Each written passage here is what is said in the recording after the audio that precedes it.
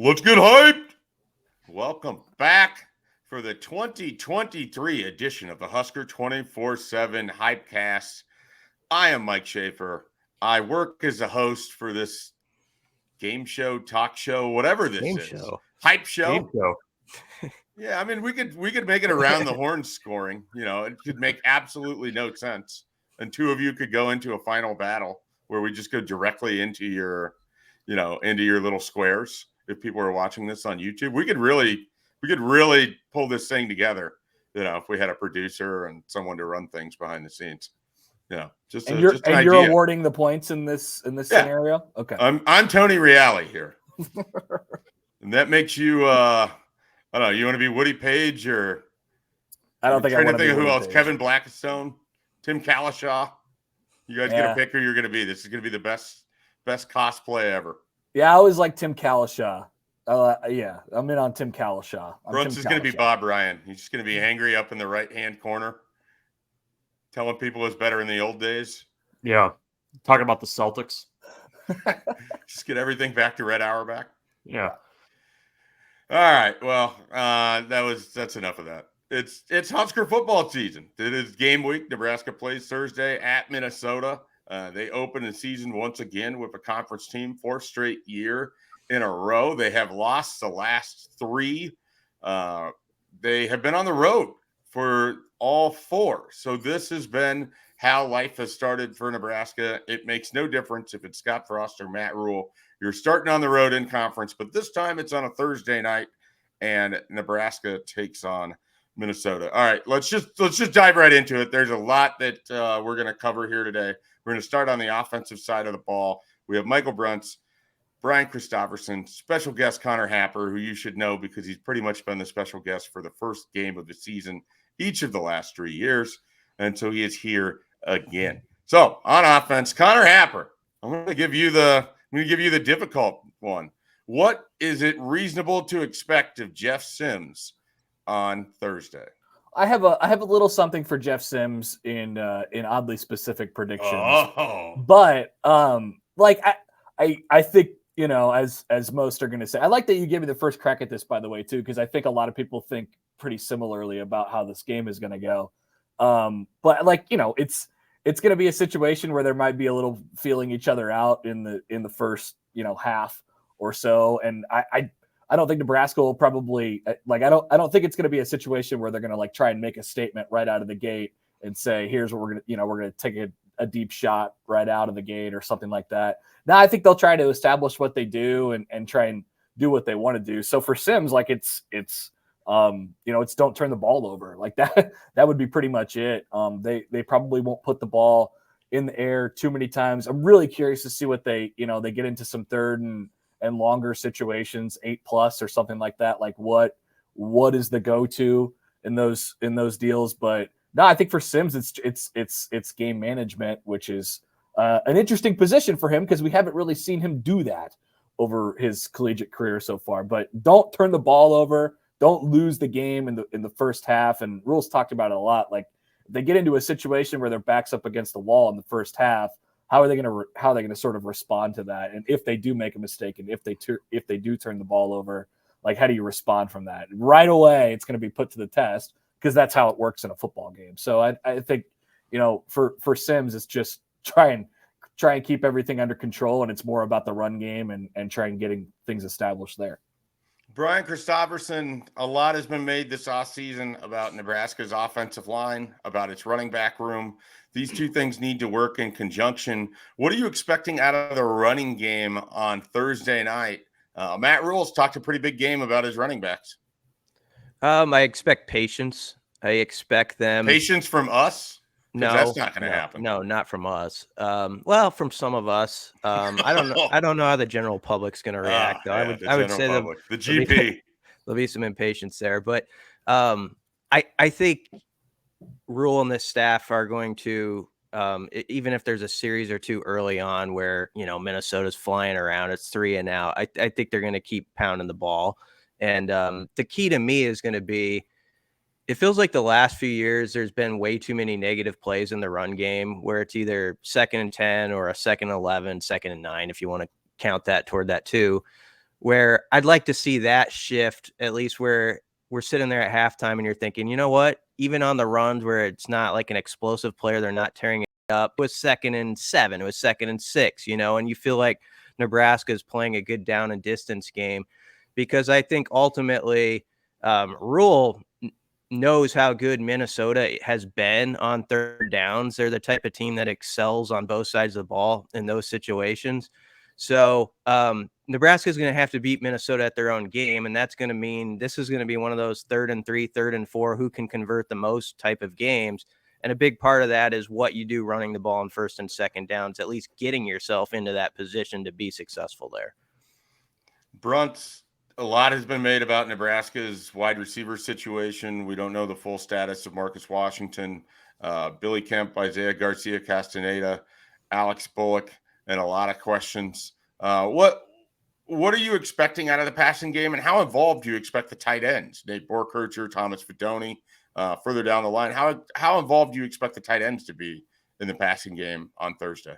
Why didn't you give somebody else that question? Might be stereotyping. I don't know.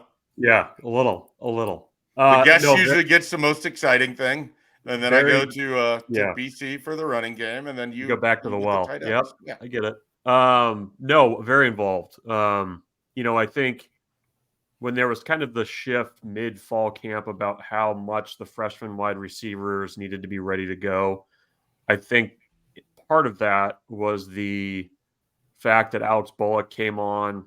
I mean, he's had a consistent fall camp, but I think they felt very comfortable with putting him in at that point.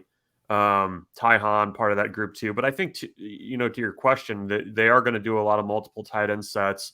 Janarian Bonner, they list him as a fullback. He works with the tight ends. He works with the wide receivers. I mean, I think he pretty much does everything on offense except for the offensive line drills. So, I think he's going to be a factor in that too. So it's a concern. I mean, especially, if you're, 3rd and 8 or 3rd and 9 and you need somebody to get open and make a play, the list of guys at wide receiver who you probably trust to do that is not very long right now. But I think you can make up for that with a tight end group that you feel okay about, and you can kind of scheme up some other things with Bonner or the fullbacks, or Ramir Johnson is going to be a big factor on third downs as well in the passing game, I think. I mean, they've already kind of pointed him out as a guy that's going to have that role. So they'll have options, but, the wide receiver group, as fall camp went along, it felt more and more like we're going to see those freshmen at some point this year, but maybe not, a 12-game season. I mean, you might see somebody for 3-4 regular season games and a potential bowl game. I mean, I think they're going to be patient with them. And, people need to understand too, it's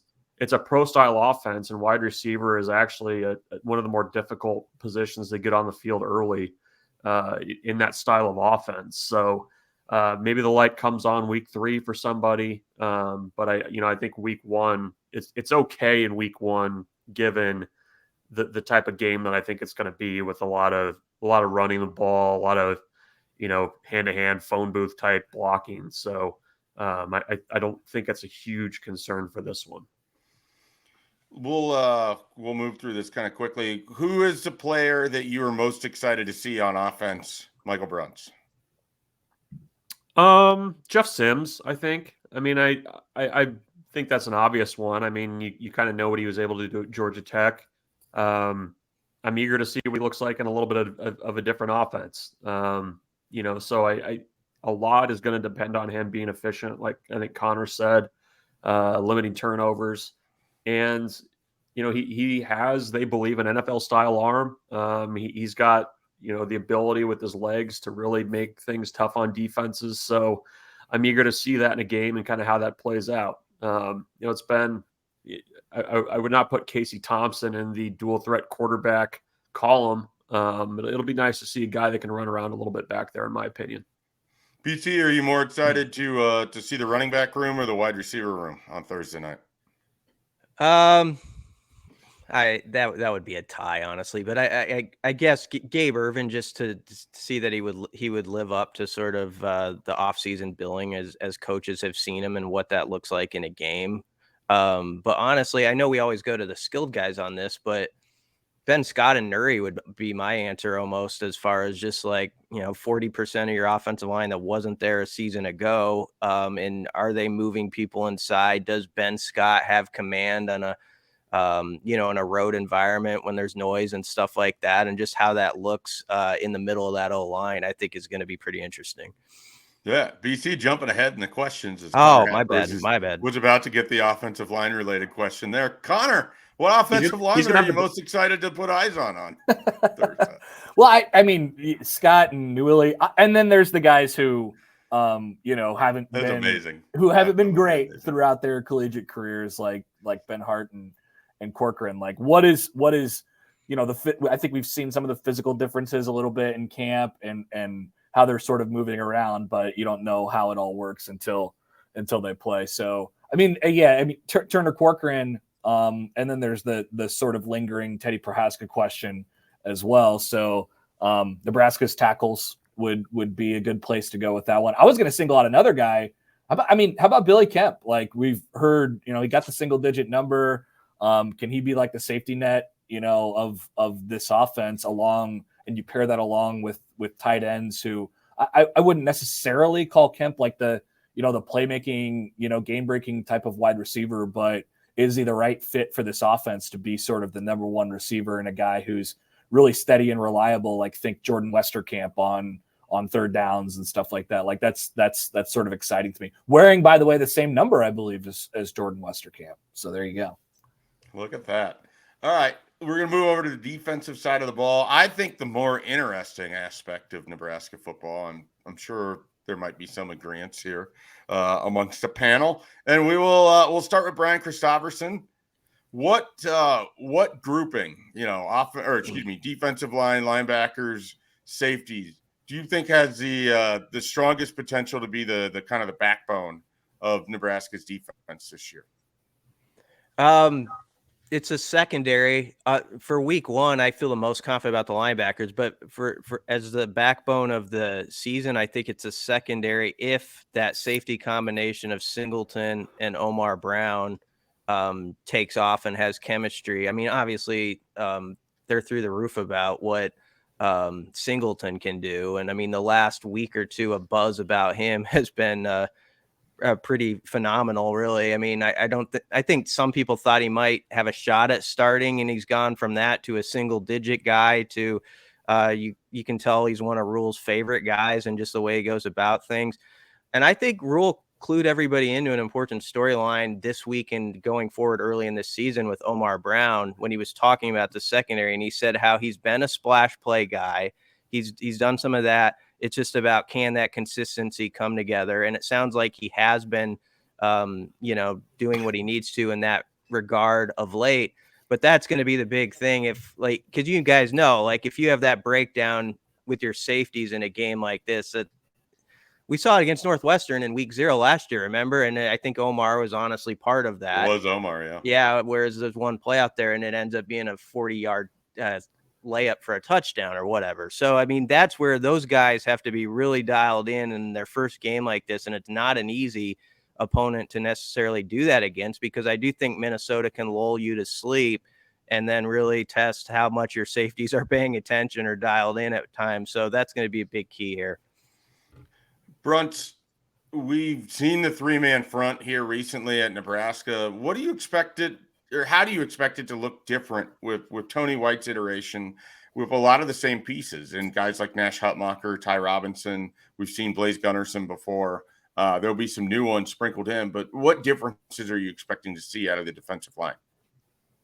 Yeah, I mean, it even doesn't necessarily have to be a 3-man front. And I would be surprised if Nebraska plays a lot of 3-man front in this game. I mean, I think you could see some four down linemen, maybe 5. I mean, that's the beauty of this defense, is play to play and kind of depending on how you sub and, your ability to sub. And I don't get the sense Minnesota is going to play a ton of tempo. So you'll have the potential to mix and match pieces, but I mean, that ability to kind of take advantage of what you have and, get some guys going through there, that's the strength of the defense. So what I'm eager to see is whether or not they're able to get really deep on a rotation with the defensive line, with that group specifically, because there were some names that were missing off that too deep that have, obviously, people kind of clued in on in terms of who wasn't there. And they want to play a lot of guys. They want a line change, but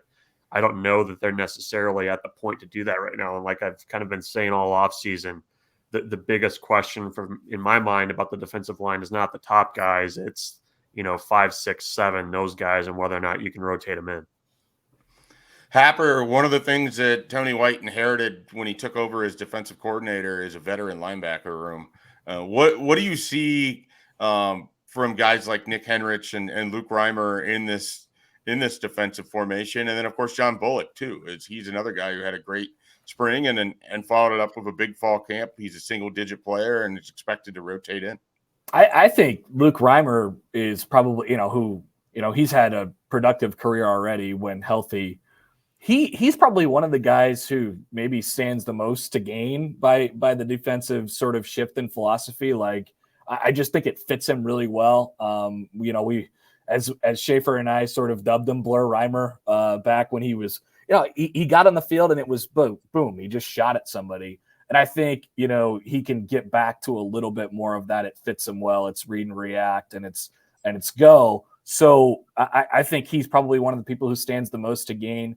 And then Bullock emerging is significant. Now you have all those guys with those two and Henrich in the linebacker room.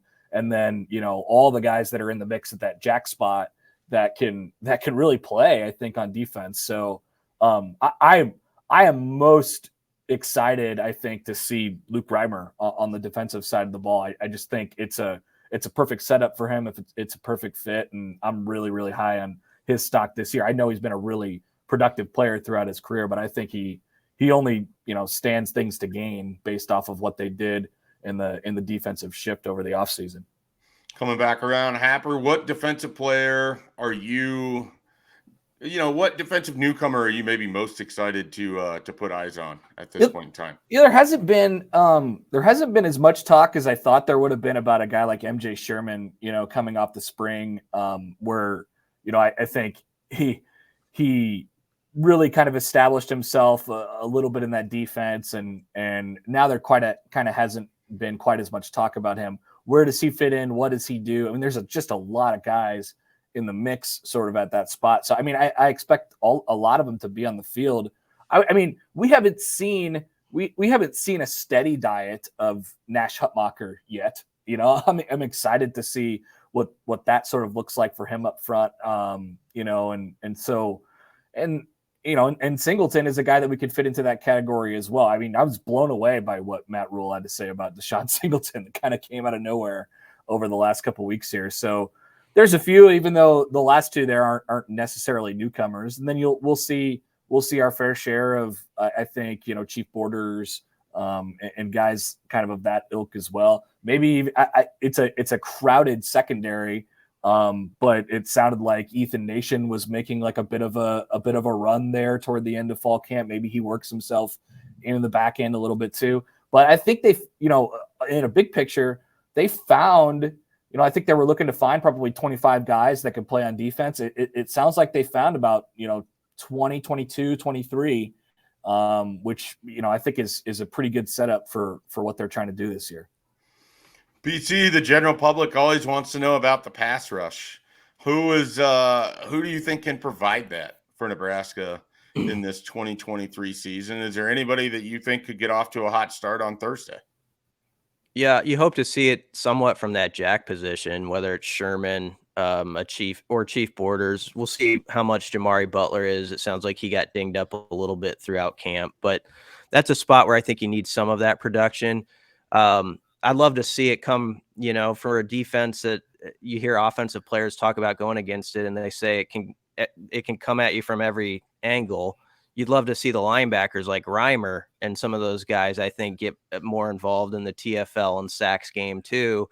And when Connor was talking about sort of newcomers or guys who you almost think of as newcomers, I think of Blaze Gunnerson sort of like that. I mean, he's been around this program a while, but we just haven't seen him in a role like this where it's like he could be a starter and a headline guy.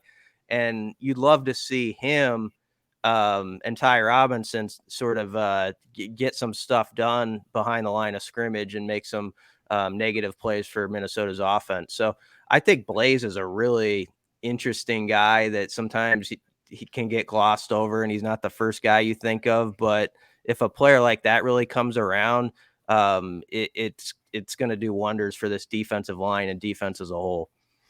Bruntz, we haven't heard a lot about Quentin Newsome until this final weekend. He picked up one of the remaining single-digit numbers. He has had a productive Nebraska career. I think he's put himself in position where he could be an all Big Ten type player. What do you think it looks like for Quentin Newsome's last year here with Nebraska, and what would an all Big Ten season mean out of the cornerback spot? Yeah, it'd be huge. I mean, I know the staff sees him as a potential NFL guy. He has tended to have somewhat of a quiet time at Nebraska, even though he's played a lot of football. I mean, I think you'd kind of be wanting to see more of those bigger splash plays, the picks, the turnovers, the tackles for loss. He's a guy that I think has always been a willing tackler in run support, but you're kind of waiting for that next step that Cam Taylor-Britt took later in his career, something like that, where guy goes from just knocking down passes to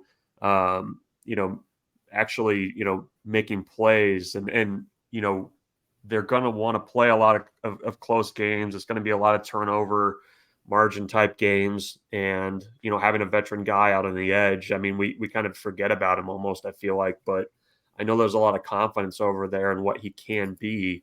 It's just, we'll see if he can make that next step, because I think he's a guy that everybody's been kind of waiting for to do that, because it's felt like he's been around for so long. But they're going to need him to be a little bit more flashy, I guess, than maybe what he's been in the past. All right, we're going to take a quick break. When we come back, we're going to get into oddly specific predictions. We're going to get into picks to click and score predictions as the Husker247 HypeCast Minnesota edition rolls along. It's everyone's favorite time, oddly specific predictions. This year, I am going to try to actually write them down, and then we can go back over them and actually remember them on future episodes. We will give the guest, Connor Happer, first crack. Oddly specific prediction. What do you got? Okay, so I remember a couple years ago, I was really close on a couple of them, and they involved things that might happen on the Fox broadcast. So we're going to go back to that well. So Fox is going to – now this part of it isn't particularly specific, but Fox is going to debut something, whether it's a graphic or some sort of segment on the broadcast that is just weird as hell and people will inevitably make fun of. And they will continue to use the giant touchdown graphics that wipe over the entire screen whenever somebody scores a touchdown. That feels like the right place to go for Fox. So a couple more. I've had one on Sims. Jeff Sims will throw the football 26 times. How does that number sound? 26. You like it? That's higher than I would guess. Okay. I think they might be, they might be down and pushing for chasing. You think they're going to be chasing? A little bit. So that number is going to creep up there. 26 throws for Jeff Sims. And then I have a drive stat. So Nebraska's longest drive that ended in a touchdown last year was 12 plays, 54 yards in the Indiana game, and it lasted 6 minutes and 5 seconds. Nebraska will have a drive that is longer than 6 minutes and 5 seconds in this game. In fact, it will last 7 minutes and 49 seconds, and it will be in the third quarter, and Gabe Ervin will plunge in and score to tie the game to finish off that drive, and we'll be at the peak of hype as far as man ball drives are concerned. 7 minutes and 49 seconds. Mark it down. And people wonder why you are the leadoff man for the HypeCast every season. I mean, just coming in hot, 3 predictions, 3 very, very specific and somewhat odd predictions. Well, the All Fox right. one, I feel like I could have had more on, but like there's going to be something weird there. I thought you were going to go if they'll have this weird cartoon of Matt Rhule and he'll get pawed by a panther and land in Nebraska. And let's just do that. Yeah, I like that. I'll sign on for that. That could be a thing. All right, Michael Bruntz, this is your corner to shine. By the way, if I had prepared you next week, I might have you put together the Michael Bruntz Wuss Bet of the week, and you can give out a bet that the people can go. We'll see if we can get this sponsored. Okay, I've got two for you. One very oddly specific, and one not tied to a number. Billy Kemp, first game for Nebraska, 7 catches, 81 yards, no touchdowns. Second, Nebraska's going to get a little aggressive on special teams, I think. I know Minnesota's punter, he's an Aussie. He's pushing 30. They're gonna bring the heat, and I think Ed Foley is going to try to get one early in the season. So I don't know if they're going to get one in this game. I'm not willing to predict that, but I think you're going to get a couple where if you're sitting at home, you kind of see the rush getting close to home. They're at the edge of the driveway, almost to the front door, but they don't quite get it. So they're just going to put enough on film with the punt block that Colorado and Louisiana Tech and Northern Illinois are going to have to be prepared for that. So kind of one of those type punt blocks, but not actually getting there. All right. I like it. The crowd will go, Michael Bruntz. Yeah. Sound effects and all. I like it. Yeah. BC, I'm sorry, you got to follow that. Yeah, it's tough. With a Minnesota punter who's pushing 30, like shank a punt possibly too, because he's thinking about like weekend projects that he has at his home. Yeah, he's got to get home on Saturday to clean the gutters out.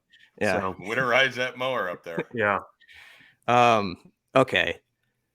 You know how Matt Rhule always talks about he puts in front of his coordinators, if it's 3rd and 7, he uses a specific yard line a lot too, it seems like. 3rd and 7 on the 34. What are your 2 plays?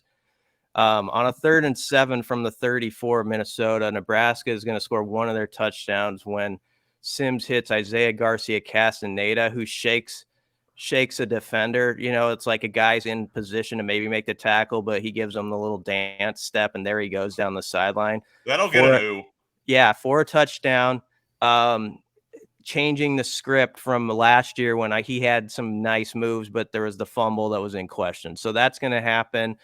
And then there's Nebraska's other touchdown. I think they'll have maybe 2 touchdowns in this game. I think it's going to be low scoring, but there's going to be a 3rd and 1 plunge by Irvin. But Nebraska will go under center, and everybody will rush to tweet about how there wasn't a slip or anything on the 1-yard line and how that's what happens when you don't go out of the shotgun. So those will be Nebraska's 2 touchdowns. Good one. Right. Incorporating the GP in there for BC. I like it. Shout out Jock Yant. All right. I'm gonna go with this one. Nebraska's first takeaway of the year will be an interception after Blaze Gunnerson gets his hand on a pass. Then an Ethan Kaliakmanis pass. I don't know who it's intended for, but he's trying to throw a slant. He gets his hand on it. Ball gets tipped up in the air to an awaiting Luke Reimer, who snatches it and runs for approximately 7 yards before getting tackled. So, first takeaway features Blaze Gunnerson, tip ball, Luke Reimer hauling it in, 7-yard return. That is as specific as I can get. Actually, you know what? I'll do you one better. Second quarter, this is when it's going to happen. All right, picks to click. Give me one player you think will play well in Minnesota, Michael Bruntz. Well, death taxes and Nate Borkature getting it done. So I think it's going to be, like I said, I think everybody's believing this is going to be a low-scoring game. I think I'll jive with BC's 2-touchdown game. I think one of them is going to be to Borkature, though. It's going to be down around the goal line in the red zone. Nebraska maybe gets stuffed a play or two, but they find Borkature. They don't cover Nate Borkature. How do you not cover Nate Borkature? And he catches a touchdown wide open in the back of the end zone from Jeff Sims, and setting off some table pounding in the press box, because everybody knows a tight end always clicks. All right. Brian Christopherson, what do you got?